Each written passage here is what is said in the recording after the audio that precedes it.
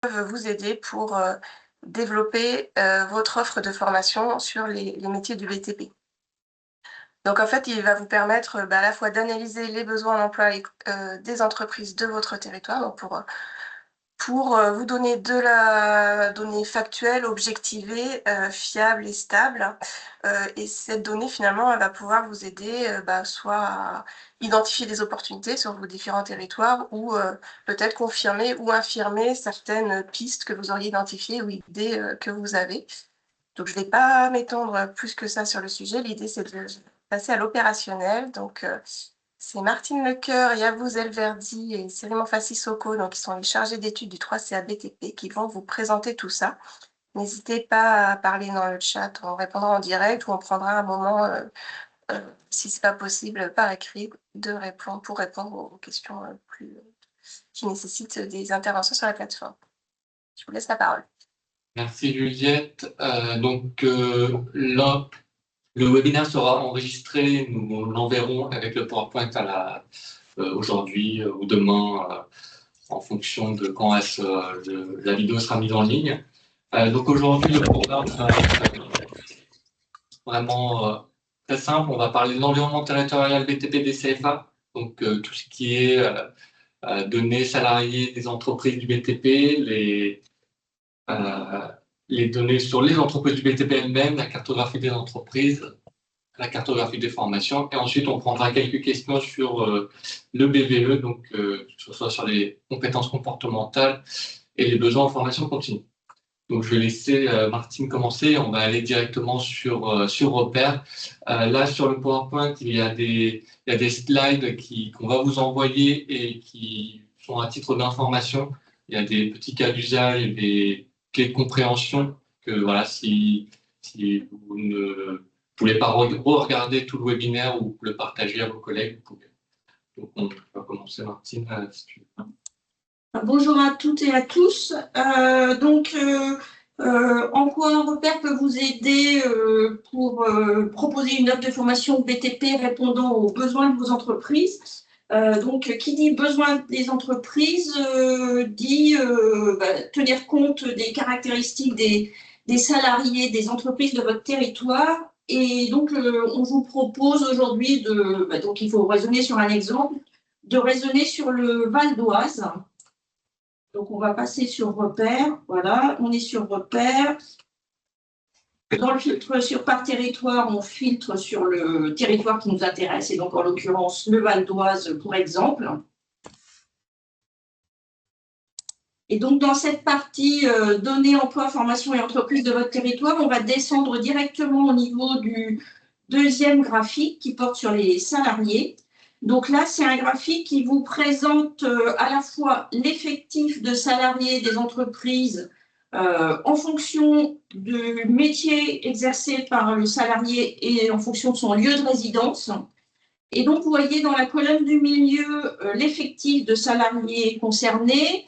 Et vous avez à gauche une barre qui présente le taux de moins de 25 ans, le pourcentage de salariés de moins de 25 ans, et à droite, une barre qui présente le pourcentage de taux de 55 ans et plus. Et donc, vous comprenez facilement que dès que la barre de droite est plus importante que celle de gauche, il y a urgence à renouveler la population salariée sur le territoire concerné et dans le métier concerné. Là, en regardant rapidement visuellement, on voit que sur le Val d'Oise, dans tous les métiers, la part de 55 ans et plus est nettement plus importante que celle de moins de 25 ans. Et en dessous du graphique, vous avez la moyenne sur la France et sur le territoire que vous avez sélectionné. Et là, par exemple, on voit bien que la part des moins de 25 ans, qui est de 9% au niveau national, n'est que de 5,4% sur le Val d'Oise. Et au contraire, la part de 55 ans et plus, qui est de 16% au niveau national, et de 16% aussi. Donc là, c'est vraiment dans le Val d'Oise, c'est une pénurie de jeunes salariés. Et donc, pour ça, idéalement, il va falloir former des nouveaux salariés pour venir augmenter cette barre de gauche. Donc, l'effectif concerné est important, la part de leur âge est important également. Et on va voir sur le graphique en dessous que cette fois, en complément de l'effectif et de l'âge, il faut tenir compte de la qualification des salariés et là des ouvriers en l'occurrence. Donc, si on regarde la légende, vous voyez que la répartition se fait entre peu qualifiés, pour ne pas dire pas qualifiés dans le métier exercé, qualifiés, donc là, qualifié, ça correspond ou à des salariés qui ont une formation de niveau 3 dans le métier exercé ou qui, avec l'ancienneté, ont gravi les échelons pour atteindre le coefficient indiqué en dessous du graphique qui permet d'avoir d'atteindre la qualification. Et vous avez en violet donc la part des très qualifiés qui correspondent soit des salariés qui ont un diplôme de niveau 4 dans le métier exercé ou des salariés qui ont eux aussi gravé des échelons et pour atteindre le niveau de qualification minimum dans les conventions collectives du bâtiment et des travaux publics pour devenir très qualifiés. Et donc là, vous voyez, pareil, en dessous du graphique, donc évidemment, sur le graphique, vous avez le détail métier par métier, mais au niveau de la légende, vous voyez que la part des peu qualifiés qui est de déjà un tiers au niveau national, donc un salarié des entreprises du BTP sur 3 est peu qualifié, donc n'a pas de qualification dans le métier qu'il exerce.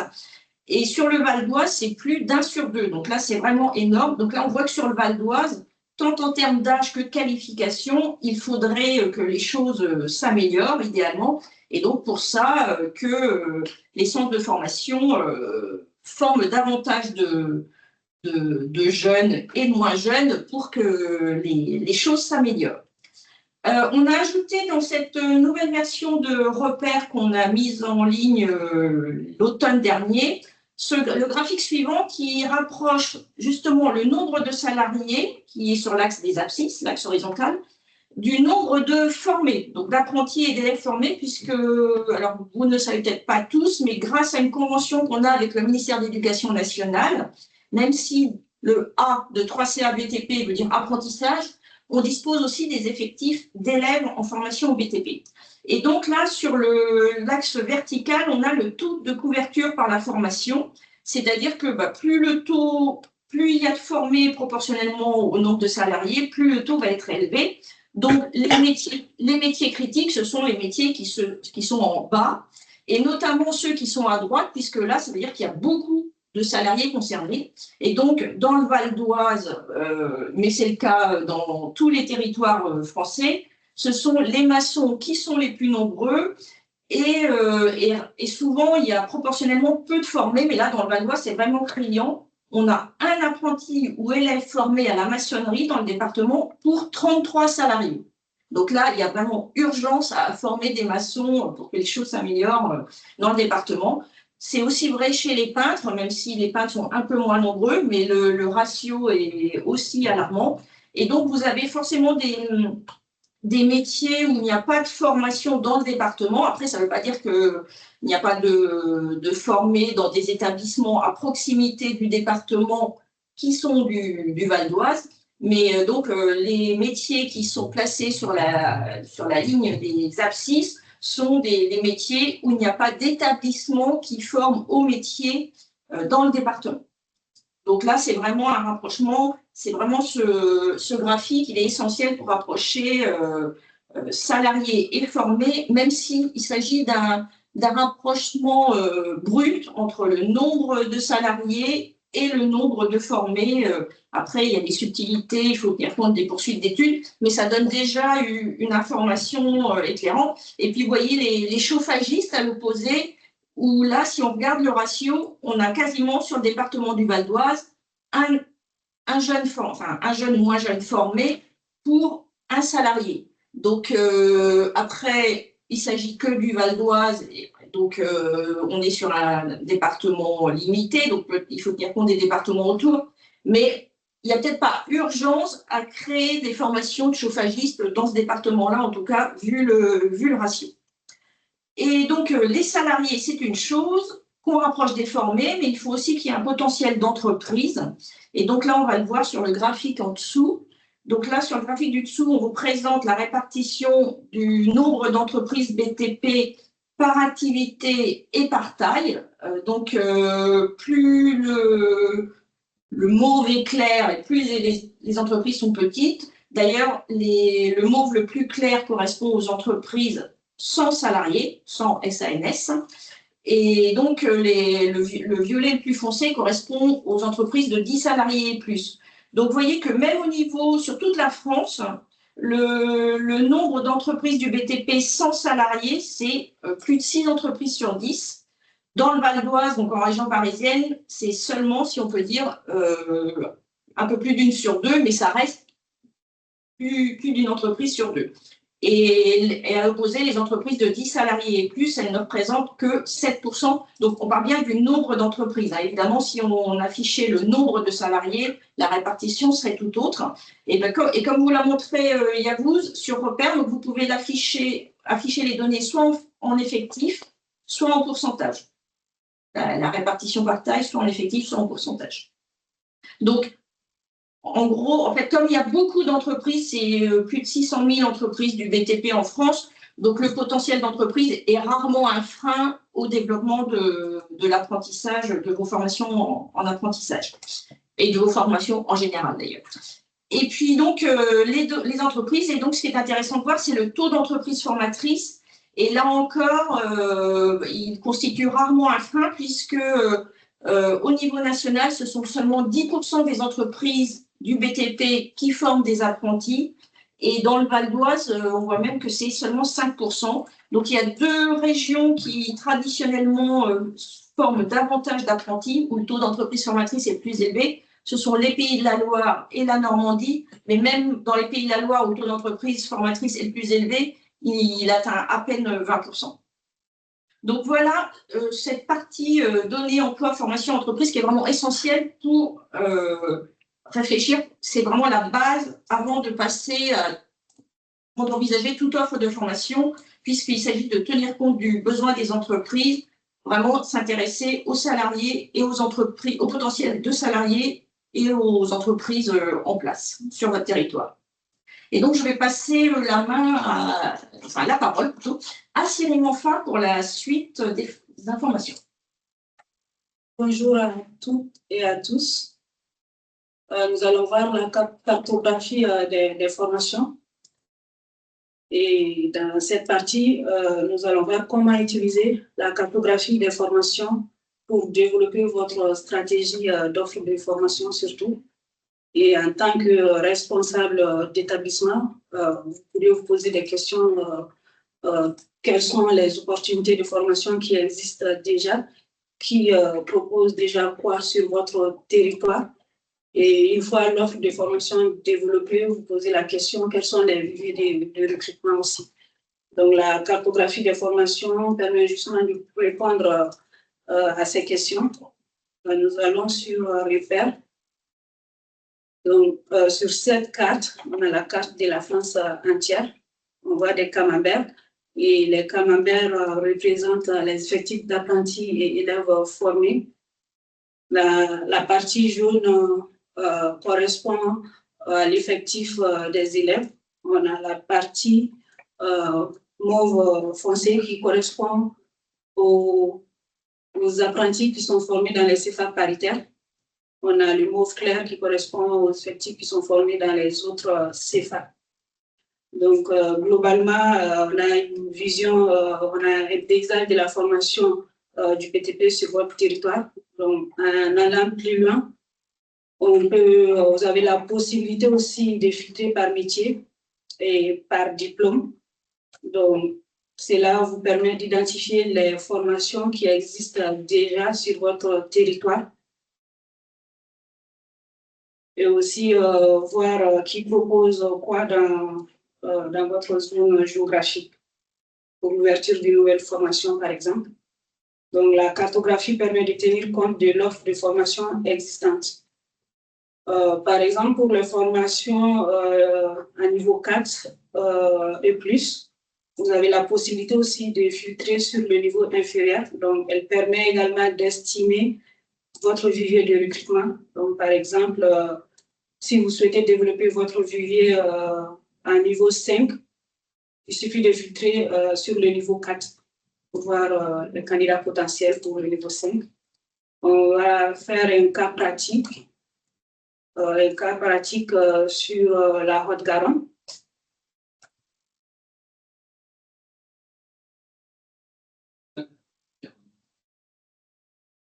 Occitanie. Donc, nous pouvons constater que dans la Haute-Garonne, nous avons plus de 700 apprentis et élèves formés dans ce département. Et, 7000 apprentis et élèves formés dans ce département. Et plus haut, on voit que les effectifs sont plus concentrés à Toulouse. Et quand on descend un peu plus bas, par exemple à Caser, on voit qu'il propose, il n'y a que des effectifs d'élèves. On a la possibilité aussi de filtrer sur le niveau 4, par exemple, uniquement les apprentis dans le même département.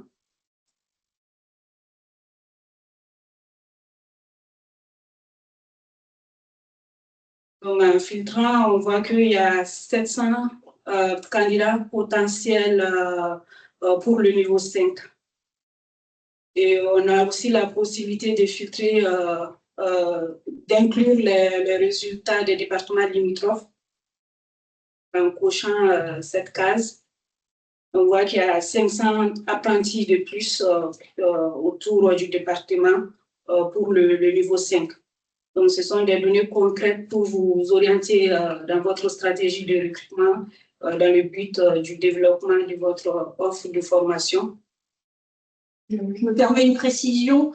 Donc, pour estimer votre vivier de recrutement, Yavuz a fait la manipulation. Je ne sais pas si vous avez remarqué, mais il est passé de toutes années de formation à dernière année, puisque ce sont les sortants du niveau inférieur qui vont venir alimenter le niveau supérieur. Donc, voilà pourquoi, pour estimer votre vivier de recrutement, il faut passer sur dernière année de formation. Oui.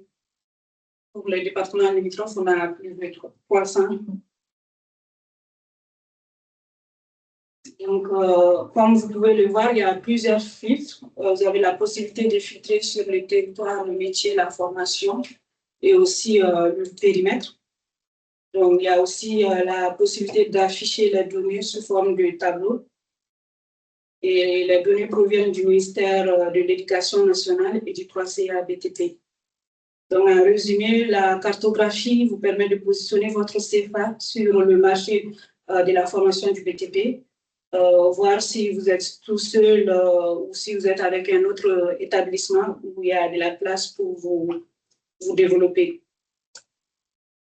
Donc, aussi sur le périmètre de formation, peut-être le BTP au sens. Oui, le périmètre, on a le BTP au sens large et le BTP au sens strict. Donc, le BTP au sens strict, ça veut dire que ce sont les établissements qui proposent uniquement des formations du BTP.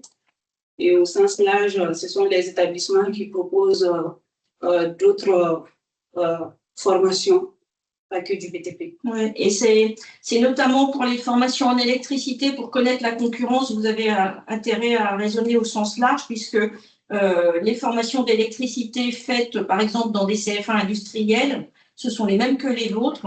Donc, ça constitue de la concurrence et donc, il faut tenir compte de l'existence de ces formations-là, même si elles sont proposées dans des CFA plutôt tournés vers l'industrie. Bon, là, par exemple, quand je fais le filtre, on passe d'à peu près 200 apprentis et élèves à 600, en fonction du filtre qu'on va mettre sur la Haute-Garonne en électricité, sur les métiers d'électricité. Du coup, on a vu la photographie de formation à l'instant T. Maintenant, on va voir la dynamique, comment les effectifs et la formation évoluent dans le temps. On va partir sur l'évolution des effectifs en formation. Dans cette partie, nous avons deux graphiques. On a l'effectif d'apprentis élèves, la répartition des effectifs d'apprentis élèves. On a aussi la courbe du taux de croissance.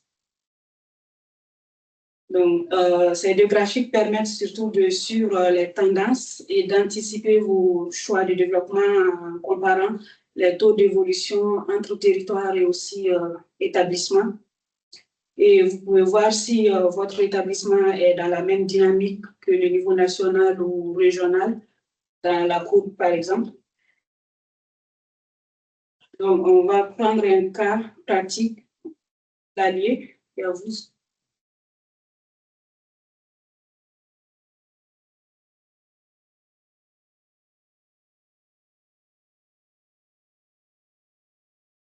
Le taux de croissance sur la répartition d'abord, on voit que il y a la répartition, les effectifs évoluent positivement. Donc, en 2025, on a 1507 effectifs d'apprentis et élèves. Et pour la courbe, on constate le taux de croissance. La courbe du taux de croissance, c'est à vous. On voit que le taux de croissance aussi évolue positivement dans le temps et il est au-dessus du taux national et régional. Donc, en résumé, l'évolution des effectifs en formation, c'est votre outil de veille stratégique surtout. Il vous permet d'anticiper et de justifier vos choix de développement avec des données fiables. Et la source des données, c'est le ministère de l'Éducation nationale et le 3CA BTP. Vous avez aussi la possibilité d'afficher sous forme de tableau avec les différents filtres. Et vous avez la possibilité d'exporter aussi. Ah oui, de tout télécharger. Donc là, sur cette partie, vous pouvez télécharger les graphiques, mais sur d'autres parties du site, vous pouvez également télécharger les données. Donc en fonction que vous êtes sur le tableau ou sur le graphique.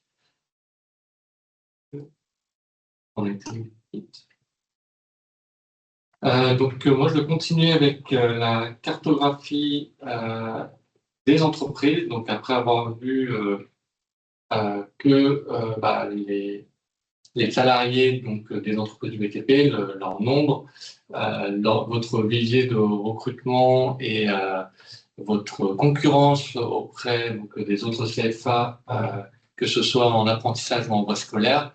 On a également une partie sur la cartographie des entreprises, donc pour voir le vivier d'entreprises autour de votre CFA ou de l'endroit où habitent vos apprentis. Donc, sur la cartographie des entreprises, donc c'est des données qui nous proviennent, qui sont croisées entre la base sirène d'INSEE et ProBTP. Donc, sur ces données, nous n'avons pas les adresses mail, car ni l'INSEE ni ProBTP souhaitent partager ces données. Nous avons les entreprises sans salariés, donc SANS. Également, la liste des entreprises, on a plus de 600 000, voire 700 000 entreprises. Donc là, on va vous montrer comment fonctionne la cartographie. Donc, vous venez tout simplement écrire, vous pouvez écrire une adresse précise et ça se localisera. Là, vous pouvez également choisir juste une commune et on se localisera au centre géographique de cette commune. Donc là, si je prends Agen, on va rester dans le sud de la France.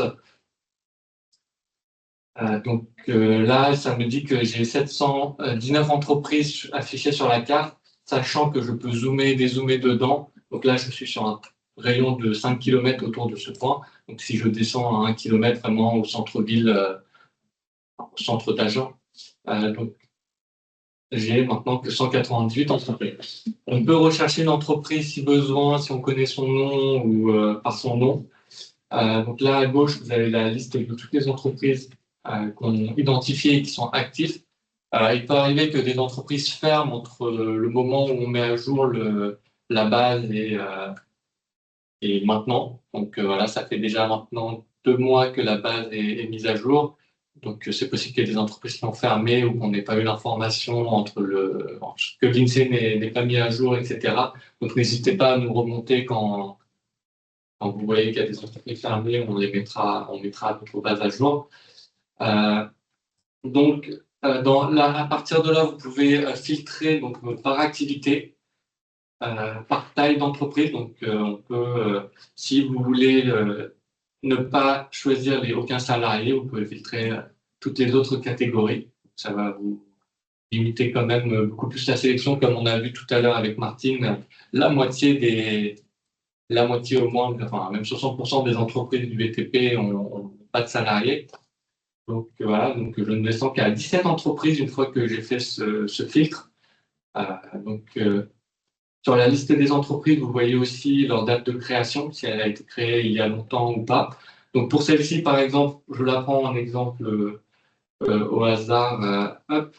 Elle a été créée à 17 ans, elle a un numéro de téléphone, on a son adresse, on voit qu'elle a 10 salariés, dont 9 ouvriers en étam.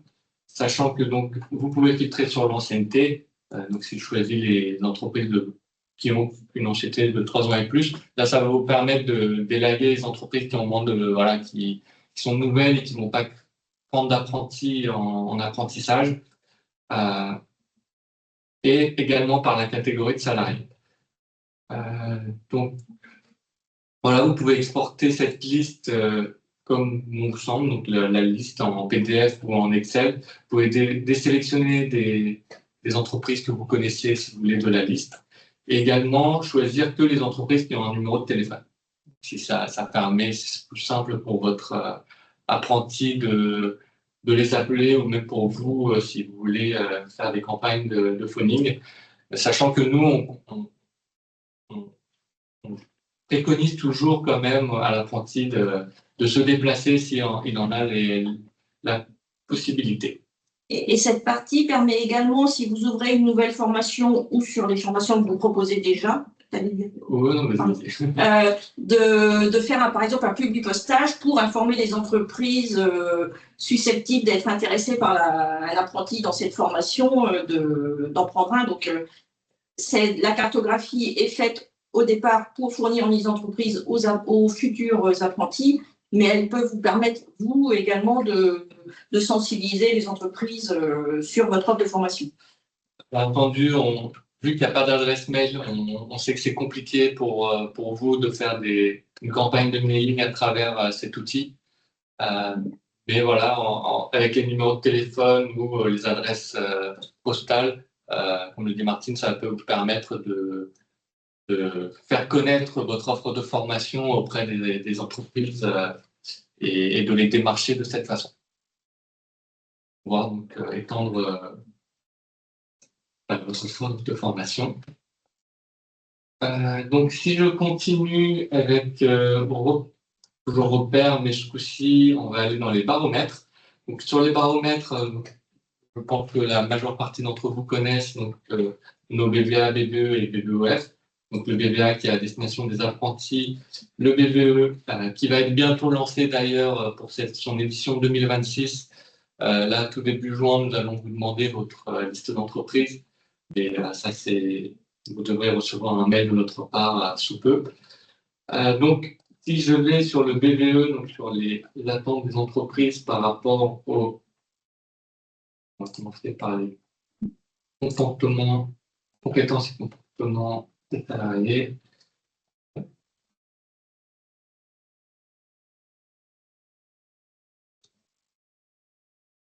Donc là, on a à peu près 9000 répondants à l'enquête BVE et on a posé aux chefs d'entreprise, donc en majeure partie, c'est des chefs d'entreprise qui nous répondent, quelle est selon vous l'importance donc, de l'autonomie, de l'esprit d'équipe, du respect, etc., de la motivation. Et on voit que, donc si je filtre sur les indispensables, on voit que c'est vraiment le respect qui est le plus important pour les chefs d'entreprise, donc à presque 70%. Ensuite, la motivation et l'engagement. Donc voilà, c'est plutôt sur ces points-là qu'il faut interagir, mais aussi donc c'est presque 85% des chefs d'entreprise estiment que les compétences comportementales sont aussi importantes que les compétences techniques. Ça reste quand même assez important à souligner par rapport aux apprentis qui sont à la recherche d'une entreprise.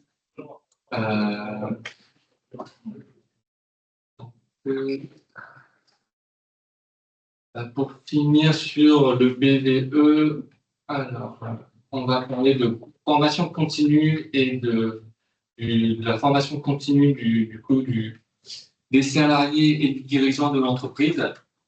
Donc, si votre centre de formation propose des formations continues pour du coup les salariés des entreprises ou le chef d'entreprise lui-même, là, à cette question, les chefs d'entreprise répondent plutôt pour eux qu'ils ont besoin de formation en nouvelles réglementations, puis en nouvelles techniques et mises en œuvre, et ensuite en nouveaux matériaux. On voit que pour leurs salariés, c'est plutôt des nouvelles techniques de mise en œuvre, la santé et sécurité au travail, et ensuite les nouvelles réglementations qui sont plébiscitées demandées par les chefs d'entreprise. Donc là aussi, ça peut vous permettre d'avoir des éléments si vous souhaitez ouvrir ou mettre en place des formations continues. Voilà, c'est les retours que nous font en tout cas les entreprises formatrices d'apprentis du BTP. Voilà pour cette partie sur le BVE. Et je crois qu'on va s'arrêter là. Donc, je vois qu'il y a eu des questions dans le chat et que Martine a répondu avec Juliette. Donc, n'hésitez pas si vous avez des questions. Vous pouvez prendre la parole, ouvrir vos micros, on n'est pas si nombreux. Oui, n'hésitez pas s'il y a besoin.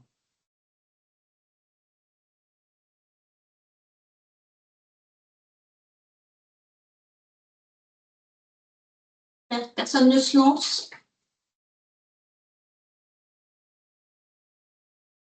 Merci, Madame Laguanel. Pas de questions? Bonjour, Madame Lecoeur. Monsieur Martins, à l'appareil. En tout cas, merci pour toutes ces informations données. Non, la question du RGPD, c'était vraiment pour contacter les entreprises. C'est vrai qu'on est toujours hésitant lorsqu'on a des numéros de téléphone pour les solliciter, mais j'entends qu'il n'y a rien de confidentiel. Hein, vous avez raison. C'est plus la démarche un petit peu commerciale que nous avons pour les appeler. C'était plutôt dans ce sens-là que je posais cette question.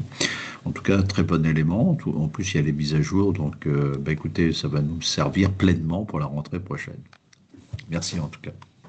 Merci. Merci. En tout cas, c'est des données publiques que nous récupérons. Donc, il n'y a pas de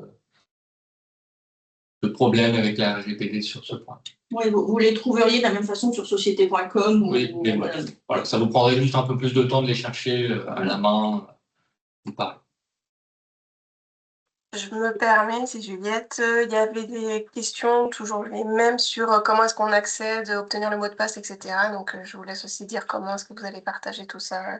Eh bien, c'est voilà, la diapo juste après sur les liens utiles. Donc, le lien de repère est là. De toute façon, on va vous partager le diaporama à la suite et le replay à la suite du webinaire, sachant que là, on affiche le mot de passe pour les autres organismes, mais si votre organisme participe au baromètre du 3CA BTP, donc au BVA et BVE, vous avez un mot de passe qui vous permet d'accéder à vos résultats individuels et à ceux des autres participants sur les baromètres. Par contre, avec ce mot de passe, vous pourrez accéder à l'environnement territorial BTP DCFA, donc tout ce que Martine et Siam Enfa vous ont présenté. Voilà, le mot de passe. Par contre, il faut se connecter en tant qu'autre organisme. Et puis, on a fait un webinaire jeudi dernier, cette fois qui était plutôt tourné vers le recrutement et le placement d'apprentis. Et donc, alors certains d'entre vous nous ont dit avoir assisté déjà à celui de jeudi dernier, mais que vous ayez assisté ou pas à celui de jeudi dernier, on vous mettra aussi le lien vers le replay du webinaire de la semaine dernière, donc qui était davantage orienté qui était davantage plus opérationnel, orienté vers le recrutement et le placement d'apprentis, puisqu'on sait que ce sont vos deux préoccupations majeures. En tout cas, ce sont celles que vous avez exprimées le plus au travers du BVOF. En tout cas, si vous avez des questions donc, sur Opère ou sur les données en général, n'hésitez pas à nous contacter, donc, que ce soit Juliette, la responsable du pôle, ou Martine CNFA ou moi. Si vous avez des questions un peu plus générales sur le 3CA BTP, sur l'offre de services, vous aurez aussi les contacts de vos chargés de développement territorial dans votre région, donc n'hésitez pas à les contacter également. Et donc, s'il n'y a pas d'autres questions, ben, on va vous libérer pour cette matinée, en espérant que vous êtes sous la climatisation. Contrairement à nous. Voilà, contrairement à nous. En tout cas, merci beaucoup. N'hésitez pas, si vous avez des questions, à nous les poser, soit par mail, soit à nous appeler. Et en tout cas, je vous souhaite une très bonne journée. Et à bientôt. Merci. Au revoir. Merci. Bonne journée. Merci beaucoup. Bonne journée. Au revoir.